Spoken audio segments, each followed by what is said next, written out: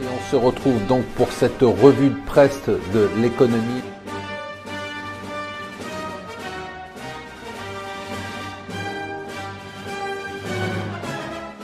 Bonjour et bienvenue sur Mon Financier pour la revue de presse de l'Écho. Nous sommes le vendredi 13, vendredi 13 octobre.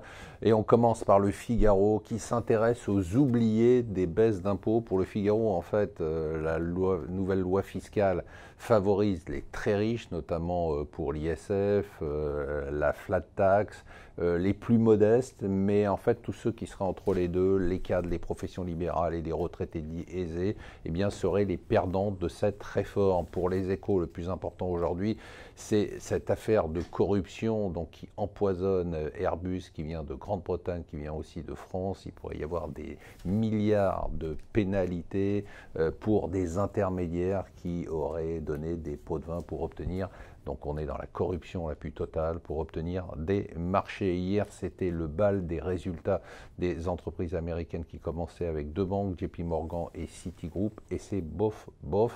Des résultats qui sont quand même en hausse, des chiffres d'affaires en hausse, mais finalement des résultats de trading qui sont nettement moins bons que ce qu'on attendait, notamment sur les obligations, enfin les taux d'intérêt, sur les devises et sur les matières premières.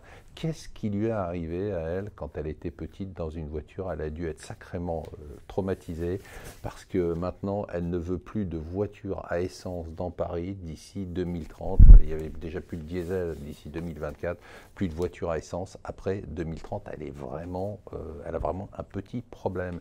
Hier, annonce intéressante de Donald Trump qui a tout simplement annoncé que les États-Unis quittaient l'UNESCO parce que l'UNESCO était tout simplement tellement obsédée par Israël qui passaient leur temps à faire des politiques anti-israéliennes.